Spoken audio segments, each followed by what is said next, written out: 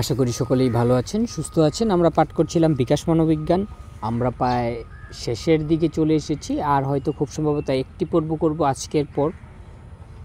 আজকে যাই হোক, অত কথা না বলি, কারণ এর আগেই এই বইয়ের মোটামুটি প্রতিটা পর্বের মধ্যে আমি বিস্তারিত বর্ণনা করার চেষ্টা করেছি। বইটির নাম, বইটির লেখক, বইটির অনুবাদক, যাই হোক এই সকল বিষয়গুলো আমি প্রতিটি পর্বেই বলার চেষ্টা করেছি। আজকের পর্বে আর না বললাম। আজকের পর্বে আমরা সরাসরি পাঠের মধ্যে চলে যাব। আমরা তাহলে পাঠ শুরু করি। বাল্যকালে বুদ্ধির উৎকর্ষ সাধন। বাল্যকালে স্কুলে ভর্তি হওয়ার সাথে সাথে শিশুর পরিবেশ বিস্তৃতি লাভ করায় বিভিন্ন বিষয় সম্পর্কে জানার আগ্রহের পরিধি বৃদ্ধি পায়। চারপাশের মানুষ, প্রাণী ও জড়বস্তু সম্পর্কে জানার আগ্রহ সৃষ্টির ফলে বোধশক্তির প্রসার ঘটে। পিয়াজের মতবাদ অনুসারে শিশুদের চিন্তাশক্তি এ সময় কনক্রিট অপারেশন পর্যায়ের অনুরূপ, অর্থাৎ শৈশবের প্রথম পর্যায়ে অর্জিত অস্পষ্ট ও ভাষা ধারণাগুলো এ সময় নির্দিষ্ট অর্থবোধক ধারণায় রূপান্তরিত হয়। স্কুলের লেখাপড়া করার মধ্য দিয়ে এ বয়সে শিশুরা আগের বয়সে অর্জিত ধারণার অনেক নতুন অর্থ খুঁজে পায়। এছাড়া প্রচারযন্ত্র অর্থাৎ রেডিও, টেলিভিশন ও সিনেমা দেখে অনেক বিষয় সম্পর্কে তারা নতুন নতুন জ্ঞান অর্জন করে।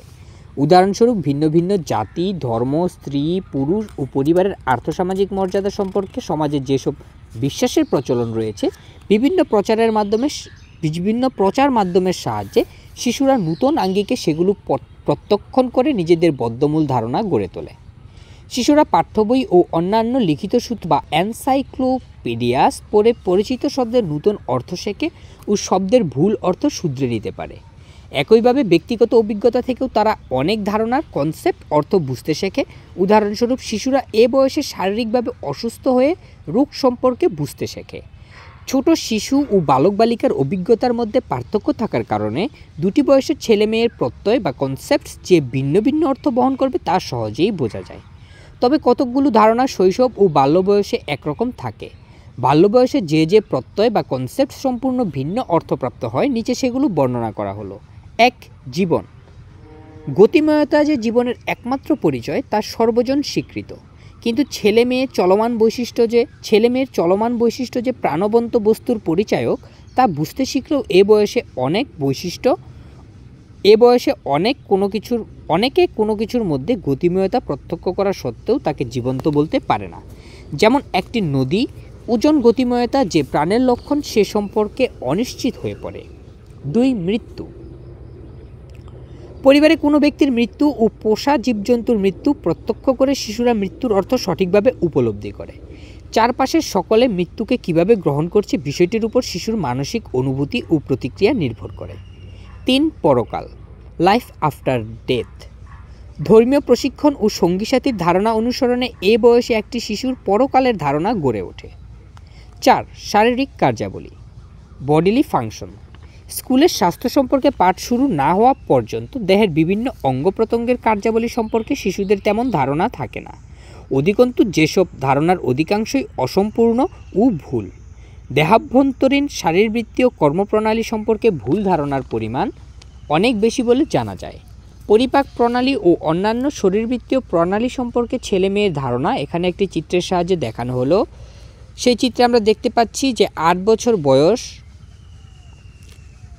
যেখানে তার লিভার, ফুসফুস, তার খাদ্যনালী, হৃৎপিণ্ড, পঞ্জরাস্থি, পাকস্থলী বা পঞ্চরাস্থি এসবগুলোই দেখা যাচ্ছে। এবং পরবর্তীতে বয়স 9 বছর 1 মাস এরকম 9 বছর 11 মাস এরকম একটি দেহে মস্তিষ্ক, হৃৎপিণ্ড, ফুসফুস, পাকস্থলী, পঞ্জরাস্থি, বৃক্ক, পঞ্চরাস্থি, বুক, বৃক্ক, মূত্রাশয়, পেলভিস, ফুসফুস এই সকল কিছুরই অঙ্গ প্রত্যঙ্গের একটা অবস্থান এখানে দেখানো হয়েছে। এবং এই চিত্রটি আমি চেষ্টা করব সংযুক্ত করে দিতে। যাই হোক, 5 নাম্বার আমরা দেখব স্থান। নানা রকম স্কেল ও মাপক ব্যবহার করার মধ্য দিয়ে ছেলে মেয়ের বস্তুর ওজন ও স্থানের দূরত্ব বুঝতে পারে। প্রচার মাধ্যমে মহাশূন্য আবিষ্কারের ঘটনা প্রত্যক্ষ করে অথবা প্রকাশিত সংবাদ পড়ে মহাশূন্য সম্পর্কে ধারণা অর্জন করে। 6. সংখ্যা। একটি বয়স অতিক্রম করার সাথে সাথে অর্থের বিনিময়ে জিনিসপত্র ক্রয় বিক্রয় ও স্কুলে গাণিতিক সমস্যার সমাধান করার মাধ্যমে শিশুরা সংখ্যা ব্যবহারের নতুন রীতিনীতি উপলব্ধি করে। 9-10 বছর বয়সে ছেলে মেয়ে 1000 অথবা তার অধিক সংখ্যার অর্থ বুঝতে সক্ষম। কার্যকারণ সম্পর্ক বা ক্যাজুয়ালিটি। আচরণের মানসিক কারণের তুলনায় প্রাকৃতিক ঘটনায় অন্তর্নিহিত কারণ ছোট ছোট ছেলেমেয়েরা অনেক আগেই বুঝতে পারে। উদাহরণস্বরূপ একজন ব্যক্তি কেন রেগে যায় তা বোঝার অনেক আগেই তারা বৃষ্টি কেন হয় তা বুঝতে পারে। 8. অর্থ লেনদেন করতে শেখার সাথে সাথে বিভিন্ন মূল্যের খুচরা পয়সা এবং বকেয়া সুদ করার অর্থ বালক বালিকা বোঝে। উচ্চবিত্ত পরিবারের ছেলে মেয়ের তুলনায় নিম্নবিত্ত পরিবারের ছেলে মেয়ে অনেক কম বয়সে টাকা পয়সার নাড়াচাড়া করার সুযোগ পায়। 9. সময়। স্কুলের নির্দিষ্ট সময়সূচি অনুসরণ করার ফলে কোনো নির্দিষ্ট সময়ে কতটুকু কাজ করা যায় এ বয়সে ছেলে মেয়ে তা অনুমান করতে পারে। সামাজিক বিজ্ঞান পাঠ্যসূচি ও প্রচার মাধ্যম থেকে ছেলে মেয়েরা অতীতকালের সাথে পরিচিত হয়। 10. আত্মধারণা। শিক্ষক ও সহপাঠীদের দৃষ্টিতে নিজেকে বিচার করে অপেক্ষাকৃত বয়স্ক ছেলে মেয়ে নিজেদের গুণাগুণ বুঝতে শেখে। এছাড়াও সমবয়সীদের সাথে নিজেদের ক্ষমতা ও কৃতিত্ব তুলনা করে সঠিক আত্মধারণা অর্জন করে। লিঙ্গানুযায়ী আচরণ। নারী ও পুরুষের কাছে সমাজের প্রত্যাশা শৈশবের শেষ পর্যায়ে সব ছেলে মেয়ে সঠিকভাবে উপলব্ধি করে। অধিকন্তু সমাজে নারীর চেয়ে পুরুষের মর্যাদা যে অনেক বেশি তাও তারা বুঝতে পারে। সামাজিক আচরণ। বাল্য বয়সে সমবয়সী সঙ্গী সাথীর সামাজিক, ধর্মীয় ও পারিবারিক অবস্থা সম্পর্কে এ বয়সের ছেলে মেয়ে সম্পূর্ণ সচেতন হয়। এসব বৈশিষ্ট্যের প্রেক্ষিতে বিভিন্ন পরিবার সম্পর্কে সমাজে প্রচলিত মনোভাব ও বিশ্বাস তারা বোঝে। এই সচেতনতা থেকে গোষ্ঠী সচেতনতার সৃষ্টি হয়, যার পরিণতি হচ্ছে সামাজিক বদ্ধমূল ধারণার উদ্ভব। 13. সৌন্দর্য। বড় ছেলে মেয়ে নিজের সৌন্দর্যবোধের প্রেক্ষিতে সৌন্দর্যের মূল্যায়ন করে না। এ ব্যাপারে দলীয় আদর্শমানকে মাপকাঠি হিসাবে গ্রহণ করে। সমাজে সবাই যে বস্তুটিকে সুন্দর অথবা কুৎসিত বিবেচনা করে এ বয়সে ছেলে মেয়েরাও সেটিকে একই দৃষ্টিতে বিচার করে। কৌতুকময়তা। অন্যান্যর দৃষ্টিতে যা কৌতুকপ্রদ ও ছেলে মেয়ে নিজের কাছে যা কৌতুকের উদ্রেক করে, যেমন একটি ধাঁধা, সে অনুযায়ী তারা কৌতুকের অন্তর্নিহিত অর্থ অনুধাবন করে। বাল্যকালের নৈতিক বিকাশ। বাল্য বয়সে ছেলে মেয়ের নৈতিক ধারণার প্রসার হয়। সাধারণ নৈতিক ধারণা গড়ে ওঠার ফলে তারা কোনো একটি নির্দিষ্ট পরিস্থিতির পরিবর্তে ন্যায় অন্যায় শব্দগুলো যে কোনো পরিস্থিতিতে প্রয়োগ করতে সক্ষম।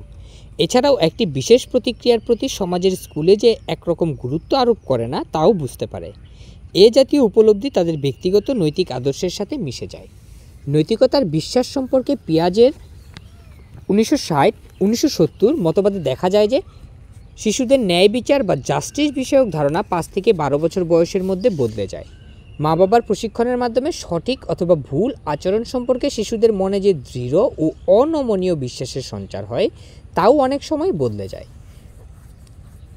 সেজন্য যে পরিস্থিতিতে অন্যায় আচরণ সংঘটিত হয়েছে তার উপর গুরুত্ব আরোপ করে। কেউ নিয়ম ভঙ্গ করলে কোন পরিস্থিতিতে ব্যক্তি নিয়ম ভঙ্গ করেছে ছেলে মেয়ে তা অনুধাবন করতে সচেষ্ট হয়।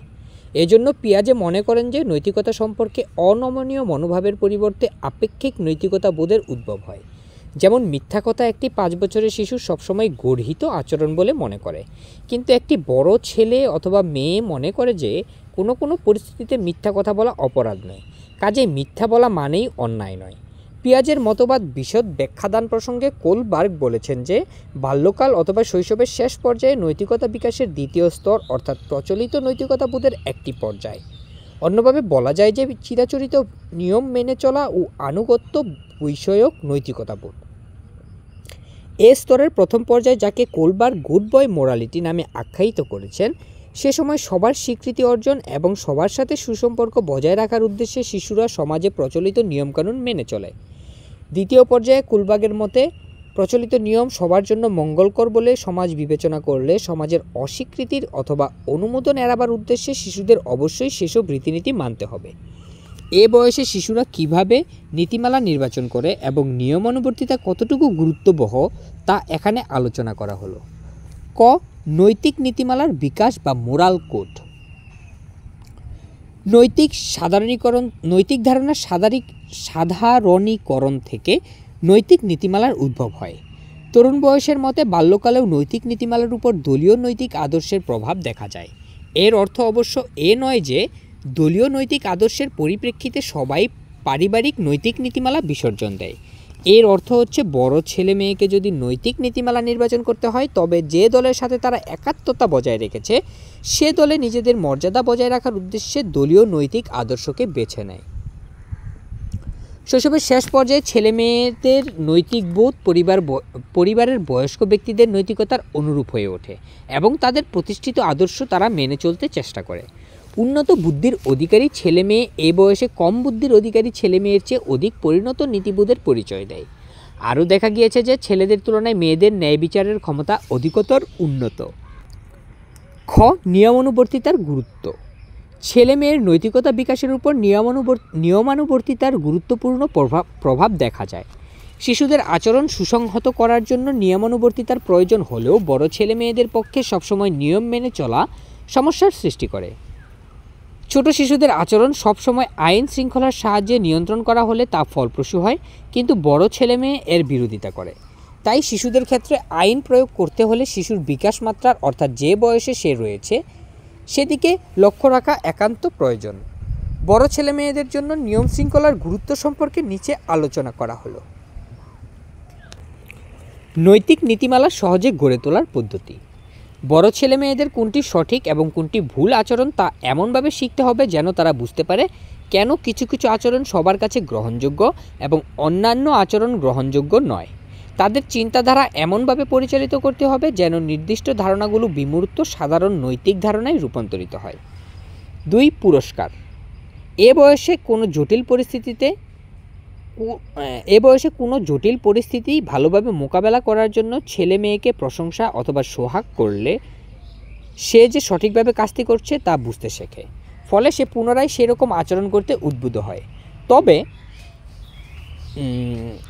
তবে শিশুর বয়স ও বিকাশের মাত্রার সাথে সামঞ্জস্য রেখে পুরস্কার প্রদান করা হলে তা বেশি কার্যকরী হয়। শাস্তি বা পানিশমেন্ট। পুরস্কারের মতো বিকাশের মাত্রা রক্ষা করে ছেলে মেয়েদের উপযুক্ত শাস্তির ব্যবস্থা করা উচিত। তা না হলে ছেলেমেয়েরা শাস্তিকে ভয় পাবে না। ছেলেমেয়েরা যাতে ভবিষ্যতে সামাজিক প্রত্যাশা অনুযায়ী আচরণ করতে উদ্বুদ্ধ হয় সে লক্ষ্য সামনে রেখে তাদের শাস্তি দেওয়া উচিত। সামঞ্জস্যতা বা কনসিস্টেন্সি।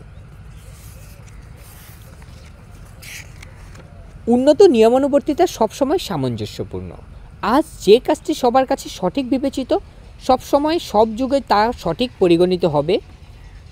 একবার কোনো অন্যায় কাজের জন্য শাস্তি দেওয়া হলে সবসময় তাকে শাস্তি পেতে হবে। একইভাবে ভালো কাজের জন্য কেউ পুরস্কৃত হলে সবসময় ভালো কাজের জন্য সে পুরস্কার লাভ করবে।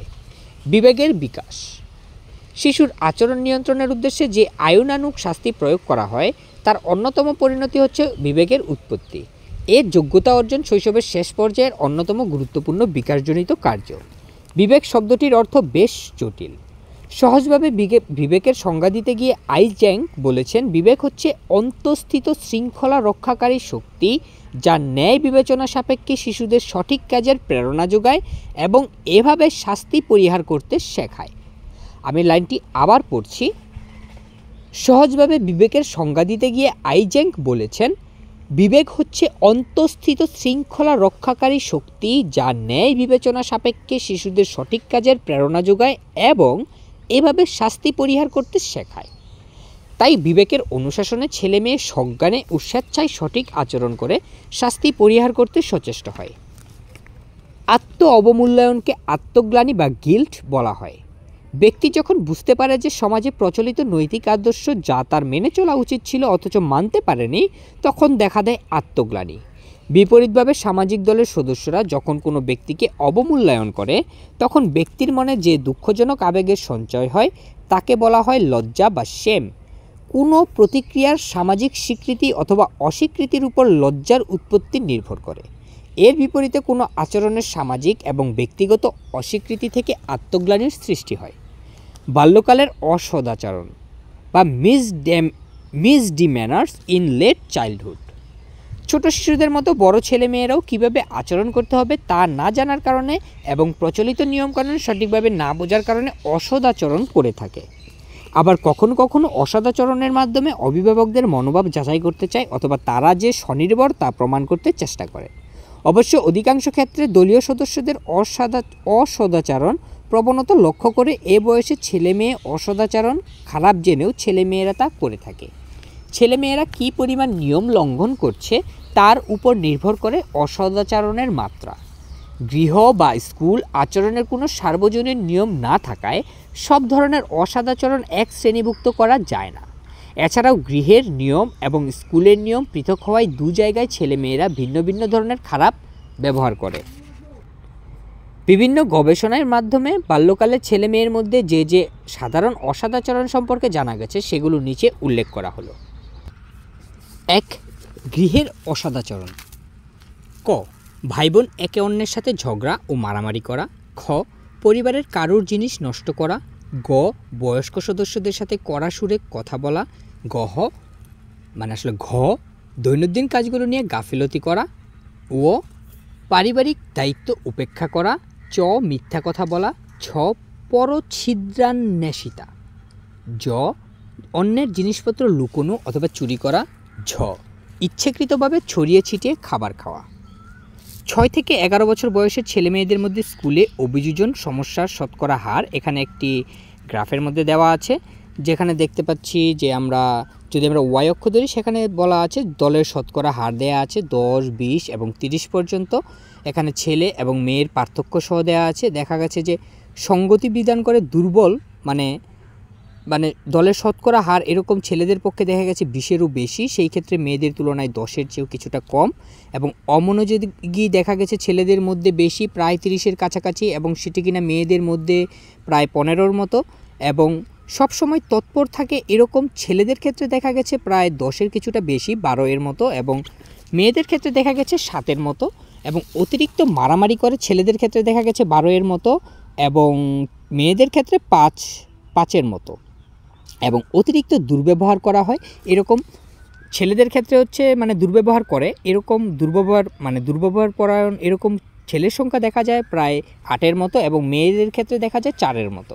এবং সাধারণভাবে অতিরিক্ত আক্রমণাত্মক হয় ছেলেরা, যা কিনা প্রায় শতকরা প্রায় 12%, এবং মেয়েরা যেটি কিনা প্রায় 5%-এর মতো। 2. স্কুলের অসদাচরণ। ক. চুরি করা। খ.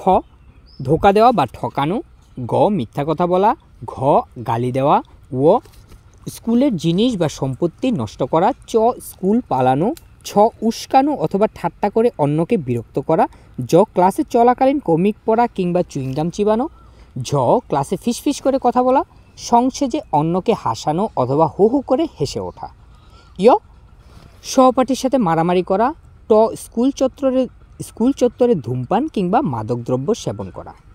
বিভিন্ন গবেষণায় 2 থেকে 11 বছর বয়স্ক ছেলে মেয়ের মধ্যে স্কুল পরিবেশে যে বিভিন্ন ধরনের অসদাচরণ করে তার শতকরা এখানে একটি চিত্রের মধ্যে দেখানো হয়েছে। পূর্বেই যা বলেছি, শিশুরা যত বড় হয়ে ওঠে স্কুলে ও গৃহে নিয়ম ভঙ্গ করার প্রবণতা তাদের মধ্যে তত বেশি হতে দেখা যায়। নিজেরা যে স্বাধীন, পরিবারের সবাইকে তা বোঝানোর জন্য ছেলে মেয়ে বাড়িতে বয়স্কদের কথা অমান্য করে।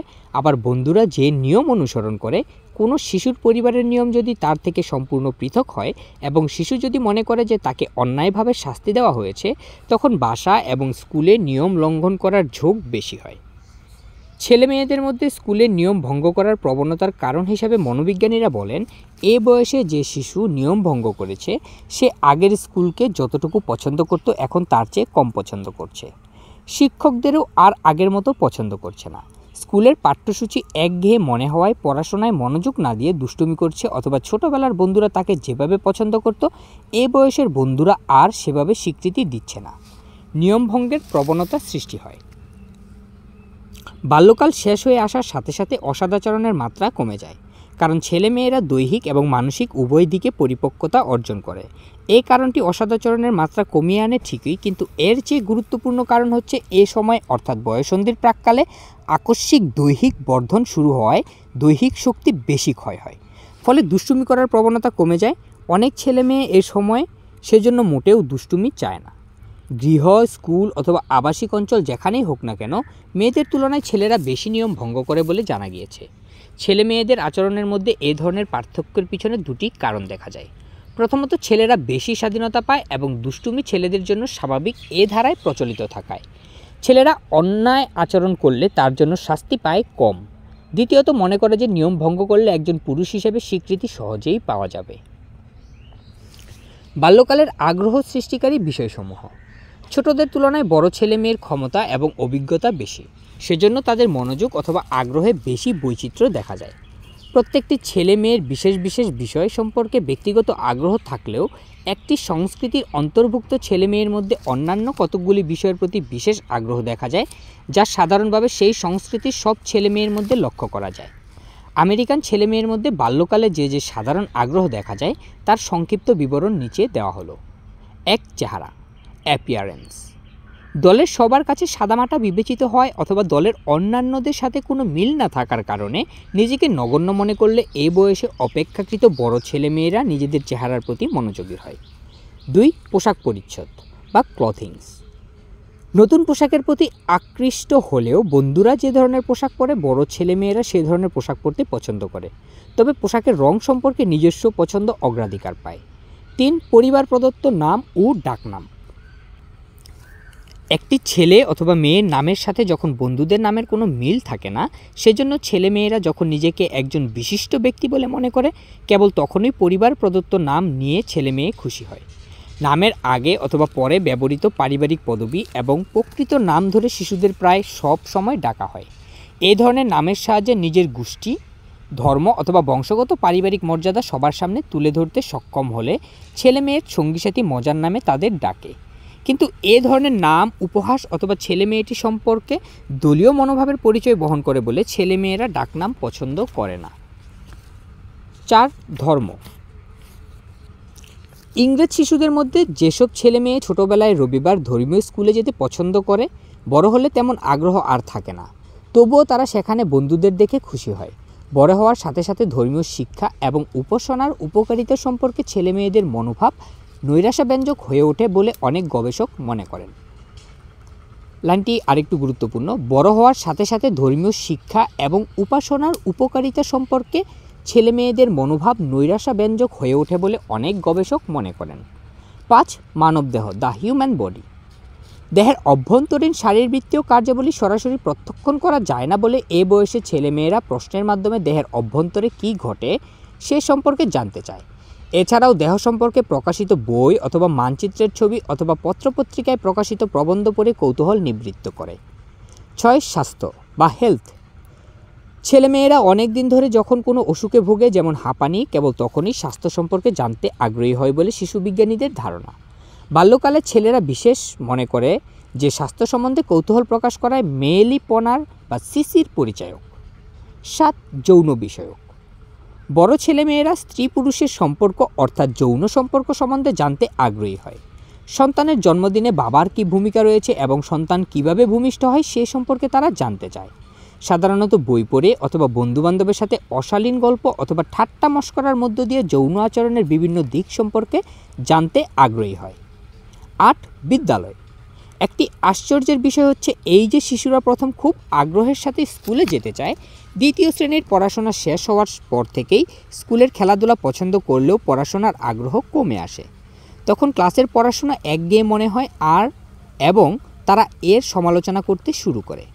শিক্ষক পাঠ্যক্রম আকর্ষণীয় করতে পেরেছেন কিনা এবং ভবিষ্যৎ জীবনে এ ধরনের জ্ঞানার্জন কোনো কাজে লাগবে কিনা এ প্রশ্ন দুটির সাথে পড়াশোনার প্রতি বড় ছেলে মেয়ের আগ্রহ জড়িত। 9. ভবিষ্যৎ বৃত্তি বা ফিউচার ভোকেশন। শিশুরা প্রথম যখন বৃত্তি শব্দটির অর্থ বুঝতে শেখে, তখন যেসব চাকুরি লোভনীয়, উত্তেজনাপূর্ণ অথবা মর্যাদাবহ অথবা যেসব পেশায় বিশেষ ধরনের পোশাক পরতে হয় অথবা বিভিন্ন পছন্দনীয় কাজ করতে হয়, এমন পেশা তাদের মনোযোগ আকর্ষণ করে। কাজ করার যোগ্যতা তাদের আছে কিনা তা নিয়ে খুব কম চিন্তা করে। 10. মর্যাদার প্রতীক বা স্ট্যাটাস সিম্বল। পরিবারের আর্থসামাজিক মর্যাদার গুরুত্ব উপলব্ধি করার সাথে সাথে যেসব জিনিস পারিবারিক মর্যাদার প্রতীক, যেমন বড় বাড়ি, মোটর গাড়ি ইত্যাদি এদের মনোযোগ আকর্ষণ করে। 11. নির্ভরতা বা অটোনমি। এ বয়সে একটি ছেলে অথবা একটি মেয়ে স্বনির্ভরতা অর্জন করতে কতটুকু আগ্রহী হবে তা নির্ভর করে তাদের বন্ধুরা কতটুকু স্বনির্ভরতা অর্জন করছে তার উপর। যদি সমবয়সীদের অনুরূপ অথবা তার চেয়ে বেশি যে স্বনির্ভরশীল হয়, তবে আত্মতৃপ্তি বোধ করে। আগ্রহ সৃষ্টির ফলাফল। শুধু বাল্যকালেই নয়, যে কোনো বয়সের আচরণের উপর আগ্রহের গুরুত্বপূর্ণ ভূমিকা রয়েছে।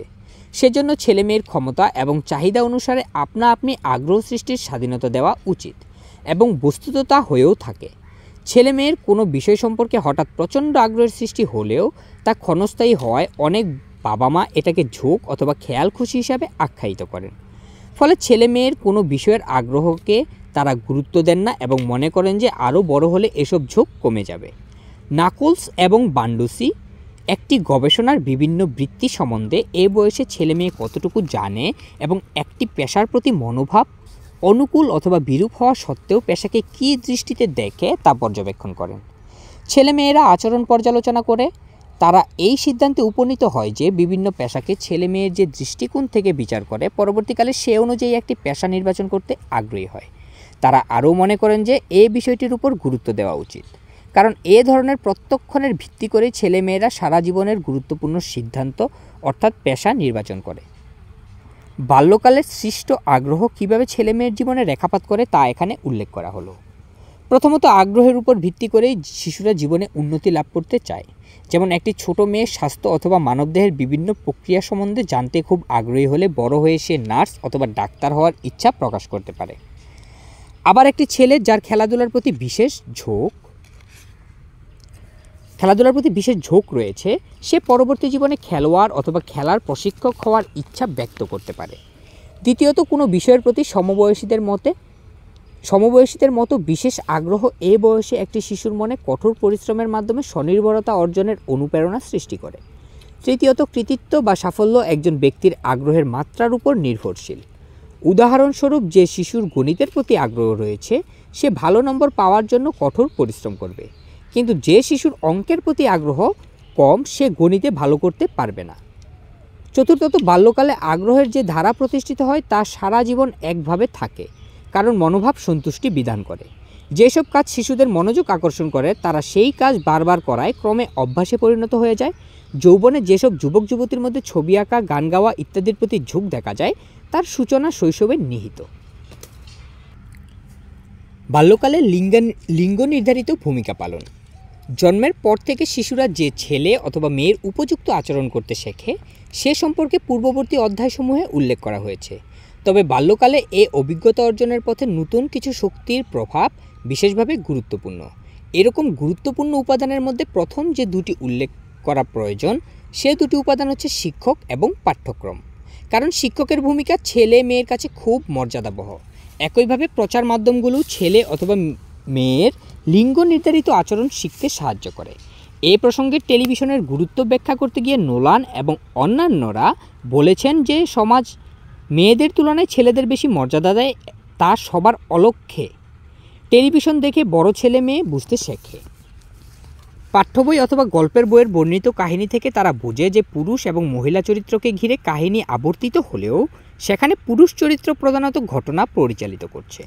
আবার দেখা যায় যে যখন মা বাইরে কাজ করেন তখন মেয়েদের পেশা নির্বাচন এবং কোন কাজ মেয়েদের করা উচিত সে বিষয়ে তাদের মনোভাব মায়ের পেশার সাহায্যে প্রভাবিত হয়। তবে একথা নিঃসন্দেহে বলা যায় যে শৈশবের শেষ পর্যায়ে ছেলে মেয়েরা দলীয় চাপের মাধ্যমে নারী অথবা পুরুষ সুলভ আচরণ করতে শেখে। বর্তমান অধ্যায়ের শুরুতে উল্লেখ করা হয়েছে যে দলীয় স্বীকৃতি লাভের জন্য ছেলে মেয়ের জীবনে সঙ্গী সাথীদের বিশ্বাস, মূল্যবোধ, আচরণ দ্বারা অনুকরণ। আমি আবার পাঠ করছি। বর্তমান অধ্যায়ের শুরুতে উল্লেখ করা হয়েছে যে দলীয় স্বীকৃতি লাভের জন্য ছেলে মেয়ের জীবনে সঙ্গী সাথীদের বিশ্বাস, মূল্যবোধ ও আচরণ দ্বারা অনুকরণ আবশ্যক। এর অর্থ হচ্ছে ছেলে অথবা মেয়েদের আচরণ সম্বন্ধে দলে যে ধারণা প্রচলিত তাকেই তারা আদর্শ হিসাবে গ্রহণ করে এবং একটি ছেলে অথবা একটি মেয়ের হিসাবে অন্যান্যরা যে মনোভাব পোষণ করে তারাও সেভাবে অন্যান্য ছেলে অথবা মেয়েদের দেখে। এর চেয়েও গুরুত্বপূর্ণ বিষয় হচ্ছে দলের মেয়েরা যদি হেয় বিবেচিত হয় অথবা মেয়েদের উচ্চাকাঙ্ক্ষা খর্ব করার লক্ষ্যে মেয়েরা নারীর স্বাভাবিক উচ্চাসার মাত্রা অতিক্রম করে অতিরিক্ত কৃতিত্ব অর্জনে উৎসাহী মেয়েদের প্রতি দলের এরকম বিশ্বাস নেতিবাচক হলেও এ বয়সে ছেলেদের সেই বিশ্বাস মেনে চলতে হয়। সদস্যরা যদি সবাই মেয়েদের সাথে এরকম আচরণ করে তবে অন্য একটি ছেলেও একটি মেয়েকে তুচ্ছ জ্ঞান করবে। স্কুলে ভর্তি হওয়ার সাথে সাথে গৃহে ছেলে মেয়েদের জন্য চিরাচরিত বৈষম্যমূলক বা সমলিঙ্গ ভিত্তিক যে কোনো ভূমিকা পালনের বিধান থাকুক না কেন, এই বয়সে ছেলে মেয়ে সে অনুযায়ী আচরণ করে। অবশ্য স্কুলে এসে সহপাঠীদের সাথে মেলামেশা করে এবং উপরে বর্ণিত দলীয় মনোভাবও আচরণের আদর্শ বুঝতে পারে অথবা উল্টোটিও হতে পারে। পরিবারের প্রভাবের চেয়ে পরিবারের বাইরের বিশেষ কিছু উপাদান, যেমন দলীয় প্রভাব, যেহেতু ছেলে অথবা মেয়ের ভূমিকা পালনের উপর স্থায়ী প্রভাব বিস্তার করে, সে কারণে দ্বিতীয় শ্রেণী অতিক্রম করার পরে লিঙ্গ নির্ধারিত আচরণ দ্বারা, বিশেষ করে ছেলেদের আচরণ ধারার পরিবর্তন খুব কম হয়। ছেলে ও মেয়ের লিঙ্গ নির্ধারিত ভূমিকা পালনের ফলাফলসমূহ। গবেষণার মাধ্যমে দেখা গিয়েছে যে বাল্যকালে ছেলে মেয়েদের আচরণ এবং আত্মমূল্যায়নের উপর লিঙ্গ নির্ধারিত ভূমিকা পালনের গুরুত্বপূর্ণ প্রভাব রয়েছে। চেহারা, পোশাক পরিচ্ছদ এবং নির্দিষ্ট কিছু আচরণের মধ্য দিয়ে এ বয়সে শিশুরা নিজেকে ছেলে অথবা মেয়ে হিসেবে পরিচিত করে।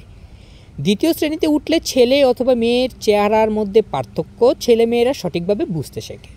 এমনকি স্কুল পূর্ব বয়সেও শিশুরা আবিষ্কার করে যে কোনো খেলা এবং বিশেষ কিছু বই, যেমন কমিক অথবা টেলিভিশনের কোনো অনুষ্ঠান শুধু ছেলেদের চিত্ত বিনোদনের উপযুক্ত বিবেচিত হয়। গবেষণায় দেখা গিয়েছে যে সারা শৈশব জুড়ে মেয়েরা ছেলেদের উপযোগী খেলা করে, কমিক বই পড়ে অথবা টেলিভিশনের অনুষ্ঠান দেখে আনন্দ লাভ করে, কিন্তু ছেলেরা সেসব খেলা মেয়েদের উপযোগী, যেমন পুতুল খেলা, সেসব খেলা খেলতে চায় না। শিশু শ্রেণীর পড়াশোনা শেষ হওয়ার আগেই শিশুরা ছেলে অথবা মেয়ে হিসাবে সমাজের প্রত্যাশা বুঝতে শেখে। উদাহরণস্বরূপ, সবাই মনে করে যে মেয়েদের তুলনায় ছেলেদের উচ্চশিক্ষিত হতে হবে এবং উন্নত মানের পেশা গ্রহণ করবে। এর অর্থ হচ্ছে স্কুলের পড়াশোনার মেয়েদের চেয়ে ছেলেরা বেশি কৃতিত্ব অর্জন করতে শিখবে এবং তাদের বেশি মর্যাদাপূর্ণ পেশা গ্রহণ করতে হবে। এ প্রসঙ্গে বেকন ও লার্নার মন্তব্য করেছেন যে খুব অল্প বয়সে মেয়েদের মধ্যে নারীর ভবিষ্যৎবৃত্তি সম্পর্কে সমাজের বদ্ধমূল ধারণা গড়ে ওঠে। দ্বিতীয় শ্রেণীতে পড়াশোনা করার সময় থেকেই মেয়েরা বুঝতে পারে যে কোনো পেশা শুধু ছেলেদের উপযুক্ত এবং কোনো পেশা মেয়েরা গ্রহণ করতে পারে। ছোটবেলা থেকেই মেয়েরা নিজেদের যোগ্যতাকে অবমূল্যায়ন করতে শেখে। অতএব যোগ্যতার তুলনায় তারা যে অনেক কম কৃতিত্ব অর্জন করবে সেটি খুবই যুক্তিসম্মত। এই জন্য দেখা যায় যে ছেলেদের সাথে লেখাপড়াও খেলাধুলা করতে যেয়ে মেয়েরা অনেক পিছিয়ে পড়ে। যোগ্যতার তুলনায় কম পরিশ্রম করা ক্রমশ একটি অভ্যাসে পরিণত হওয়ার সব সময়ই মেয়েরা কম কৃতিত্ব অর্জন করে। বালক বালিকাদের পরস্পরের প্রতি বিদ্বেষপূর্ণ মনোভাব বা সেক্স অ্যান্টাগনিজম। ছেলে মেয়ের নির্দিষ্ট আচরণ করতে শেখার মধ্য দিয়ে দুই শ্রেণীর মধ্যে শত্রুতার মনোভাব জন্মে।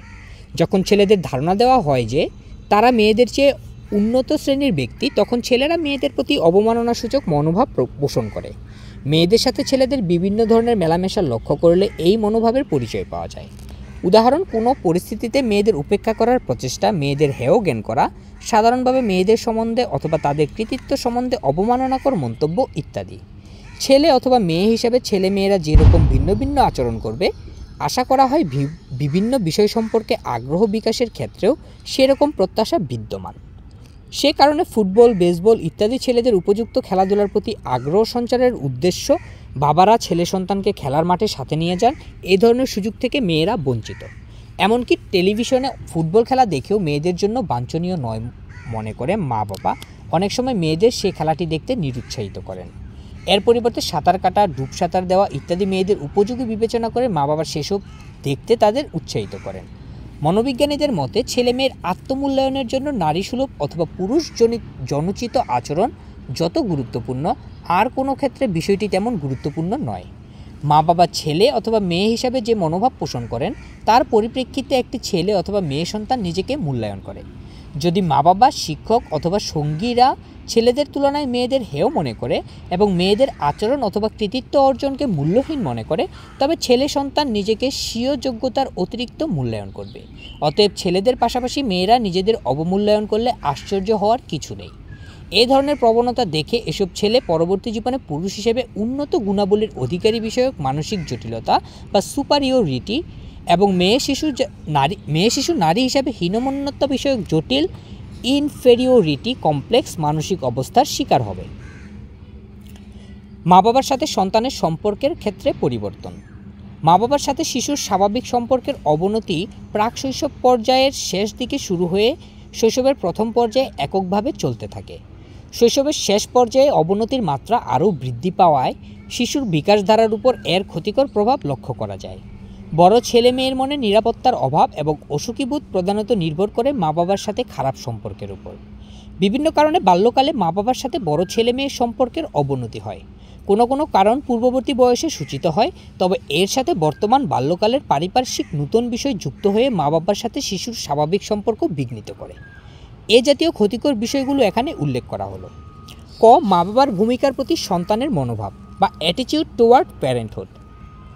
সন্তানের মা বাবা হওয়ায় যারা খুশি নন এবং মনে করেন যে শিশুর জন্য ব্যয়িত সময়, অর্থ এবং পরিশ্রম নিরর্থক, যেসব মা বাবার সন্তানদের মা বাবা সম্পর্কে মনোভাব নেতিবাচক হয়, ফলে সন্তানের সাথে সেসব মা বাবার সম্পর্ক খারাপ হয়ে উঠতে দেখা যায়। মা বাবার প্রত্যাশা, প্যারেন্টাল এক্সপেকটেশন। স্কুলে ভর্তি হওয়ার সাথে সাথে অনেক মা বাবা এ বয়সে সন্তানদের কাছ থেকে অতিরিক্ত সাফল্য আশা করেন। তারা আরও আশা করেন যে সন্তান পরিবারের অনেক দায়িত্ব গ্রহণ করবে। ছেলেমেয়েরা তাদের উচ্চাশা পূর্ণ করতে ব্যর্থ হলে মা বাবার সমালোচনায় মুখর হয়ে ওঠে। সবসময় ছেলে মেয়েকে উত্ত্যক্ত অথবা কৃতকার্য না হওয়ার জন্য শাস্তি দেন। গ. শিশু প্রশিক্ষণ পদ্ধতিসমূহ।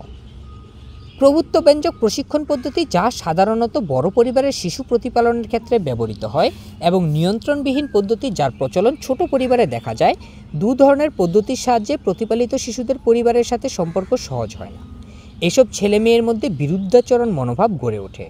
অন্যদিকে গণতান্ত্রিক শিশু পালন পদ্ধতি সুন্দর পারিবারিক সম্পর্ক গড়ে তোলার সহায়ক। আর্থসামাজিক মর্যাদা বা সোশিও ইকোনমিক স্ট্যাটাস। ছেলেমেয়েরা যখন বুঝতে পারে যে সমবয়সী সঙ্গী সাথীর তুলনায় তাদের পারিবারিক মর্যাদার অবমূল্যায়ন করা হচ্ছে, তখন মা বাবাকে দোষারোপ করে। মা বাবাও ছেলেমেয়ের এরকম দোষারোপ তীব্রভাবে ক্ষুব্ধ হন। মা বাবার পেশা। সন্তানের সঙ্গীরা তার বাবার পেশাকে কী দৃষ্টিতে দেখছে তার উপর ভিত্তি করে এ বয়সে ছেলেদের বাবার প্রতি এবং তার পেশার প্রতি মনোভাব গড়ে ওঠে। মা যদি বাইরে কাজ করেন, তবে বন্ধুরা মহিলাদের বাইরে কাজ করা কিভাবে গ্রহণ করছে এবং মা বাইরে থাকার কারণে সংসারের কতটুকু দায়িত্ব তাদের নিতে হচ্ছে, ছেলে মেয়েরা তার প্রেক্ষিতে মায়ের প্রতি মনোভাব গড়ে তোলে। মা বাবার প্রতি পরিবর্তিত মনোভাব। বন্ধুদের মা বাবার সংস্পর্শে এসে বই পড়ে অথবা টেলিভিশন অথবা সিনেমা দেখে এ বয়সে ছেলে মেয়ের মনে একজন আদর্শ মা অথবা বাবার প্রতিরূপ গড়ে ওঠে। যদি নিজেদের মা বাবা সে আদর্শ ধারণার অনুরূপ না হয়, অনেক সময় সেরকম হয়েও থাকে, তখন তার মা বাবার সমালোচনা মুখর হয়ে ওঠে এবং বন্ধুর মা বাবার সাথে নিজের মা বাবার বিরূপ সমালোচনা করে। ভাই বোনের ঝগড়াঝাটি বা সিবলিং ফ্রিকশন। বাল্যকাল বড় ভাই বোন যেমন ছোট ভাই বোনের চেহারা ও ব্যবহার সমালোচনা করে, ছোট ভাই বোনেরাও এর বিপরীতে তার কনিষ্ঠ ভাই বোনদের উত্ত্যক্ত করে। মা বাবা এতে হস্তক্ষেপ করলে তারা ছোটদের প্রতি পক্ষপাতিত্ব করছেন বলে এ বয়সে ছেলে মেয়েরা দোষারোপ করে। এর ফলে বড় ছেলে মেয়ে মা বাবা ও তাদের আদরের ছোট ভাই অথবা বোনটির বিরুদ্ধে সংঘবদ্ধ হয়ে যায়। আত্মীয় স্বজনের প্রচলিত মনোভাবের পরিবর্তন। ছোটবেলা পরিবারে বসবাসকারী অন্যান্য আত্মীয় স্বজনের সাহচর্যে, যেমন দাদা দাদির ছেলেমেয়েরা যত খুশি হয়, বড় হয়ে গেলে তাদের সান্নিধ্য তত উপভোগ্য নয়। বয়স্কদের সম্পর্কে বাল্যকালে অপেক্ষাকৃত বড় ছেলে মেয়ে অত্যন্ত বৃদ্ধ অথবা বেশি কর্তৃত্ব করে ইত্যাদি মন্তব্য করে থাকে। পারিবারিক কোনো উৎসবে বয়স্কদের আমন্ত্রণ করা হলে তারা এর প্রতিবাদ করে এবং উৎসব একঘেয়ে লাগছে বলে বিরক্তি প্রকাশ করে। বৃদ্ধ আত্মীয় স্বজন ছেলে মেয়ের এরকম মনোভাব সহ্য করতে চায় না এবং প্রায়ই এজন্য তাদের বকাবকি করেন। সৎ মা অথবা বাবা। ছেলেবেলা মা বাবাকে হারিয়ে অথবা বিচ্ছিন্ন হয়েও যেসব শিশুর মনে তাদের স্মৃতি অম্লান থাকে, এই বয়সে সেসব শিশু সৎমা অথবা সৎ বাবার প্রতি বিরূপ মনোভাব, বিরূপ সমালোচনা, অস্বীকৃতি ইত্যাদি, অর্থাৎ সাধারণভাবে বিরূপ আচরণের মাধ্যমে প্রকাশ করে থাকে। এর ফলে পরিবারে ঝগড়া বিবাদ লেগেই থাকে। অবশ্য সবসময় যে পরিবারে অশান্তি বিরাজ করে তা নয়। কোনো সময় বড় ভাই বোনেরা ছোট ভাই বোনদের প্রতি বিশেষ মনোযোগ এবং সত্যিকারের ভালোবাসা দেখায়। এমনও দেখা যায় যে বড় বোন অথবা ভাই ছোট ভাই অথবা বোনের যত্ন পরিচর্যার কাজে মাকে সাহায্য করছে, অথবা ছোট শিশুটি বড় ভাই বোনের উপদেশ মেনে চলছে। তবে ভাই বোনের মধ্যে শান্তিপূর্ণ সহাবস্থানের চেয়ে ঝগড়া মারামারির ঘটনা বেশি প্রত্যক্ষ করা যায়। একইভাবে কোনো সময় বড় ছেলে মেয়েরা আত্মীয় স্বজন ও মা বাবার কথা মেনে চলে, আবার পারিবারিক উৎসববাদিতে সকলের সাথে মিলে আনন্দ উপভোগ করে। তবুও অধিকাংশ সময় তার বন্ধুর গুণকীর্তন করে আর মা বাবা ও আত্মীয় স্বজনের সমালোচনায় মুখর হয়ে ওঠে। এই ধরনের বিরূপ মনোভাব ও আচরণের পরিমাণ যত বেশি হবে, মা বাবার সাথে ছেলে মেয়ের সম্পর্কে অবনতি তত বেশি হবে। আজকে আমরা এ পর্যন্তই থামছি, চেষ্টা করব আগামী পর্বে সম্পূর্ণ বইটি পাঠ করার, এবং সেখানে থাকবে বাল্যকালে ব্যক্তিত্বের বিকাশ কীভাবে ঘটে, পারিবারিক সম্পর্কের ফলাফল কী হয়, কিংবা বাল্যকালে ছেলেমেয়ের আত্মধারণের উপর প্রভাব বিস্তারকারী যে বিষয়গুলো আছে সেগুলো নিয়ে। এতদিন সবাই ভালো থাকুন, সুস্থ থাকুন, সবার জন্য ভালোবাসা ও শুভকামনা থাকবে। এবং আমি আশা করব, আমি জানি এই পাঠটি খুব অল্প অল্প করে মানুষের কাছে হয়তো রিচ পেতে পারে যদি মানুষের আগ্রহ থাকে। এবং আমি দেখলাম যে মনোবিজ্ঞান সম্পর্কে আমাদের বাংলাদেশের কন্টেন্ট, বাংলা ভাষায় কন্টেন্ট খুবই কম, অথচ খুবই গুরুত্বপূর্ণ একটি বিষয়। এ বিষয়ে যারা মনোবিজ্ঞানের শিক্ষক শিক্ষার্থী যারা আছে তাদের কাছে আমার অনুরোধ থাকবে, আপনারাও একটু প্রচেষ্টা চালিয়ে যান, আমিও প্রচেষ্টা চালিয়ে যাচ্ছি। আমরা চাই আমাদের মানুষেরা, প্রতিটি মানুষ বুঝুক মনোবিজ্ঞান কী, আমাদের মন কিভাবে কাজ করে, কেন আমরা একটা অন্যায় কাজ করি, কেন আমরা একটি অন্যায় কাজের পরিবর্তে ভালো কাজ করতে পারি, সেই বিষয়গুলো আমাদের জানাটা দরকার। সেই তাগিদ থেকেই আমি এই বিকাশ মনোবিজ্ঞান বইটি হাতে নিয়েছি। এখন জানি না কতটুকু সম্ভব, এই তো আমাদের প্রায় শেষ পর্যায়ে চলে এসেছি। আর হয়তো একটি পর্ব হবে এরকম 30-40 মিনিটের, এর ভিতরে আমি শেষ করার চেষ্টা করব, বা এর ভিতরে হয়তো বইটি পাঠ শেষ হবে। পরবর্তী কোনো একটি বই, আপনারা কি বই চান সেই বইটি সম্পর্কে আপনারা জানাবেন। বাইরে বৃষ্টি হচ্ছে, যাই হোক এমন একটি সময় আমার মোটামুটি পাঠ করাটা শেষ হয়েছে। আমি অত এডিটিং করি না। যাই হোক, আপনারা কীরকম উপভোগ করছেন যদি আমাকে একটু কমেন্ট সেকশনে জানাতেন, তাহলে আমি নিজে ব্যক্তিগতভাবে আরেকটু নিজের আগ্রহটা আরেকটু বেশি ধরে রাখার চেষ্টা করতাম, কিংবা আমি আমার প্রচেষ্টা মতো আরেকটু বেশি হয়তো প্রচেষ্টা করতাম। সবাই ভালো থাকেন, সুস্থ থাকেন, সবার জন্য ভালোবাসা ও শুভকামনা থাকবে, এবং সবাই নিরাপদে থাকেন।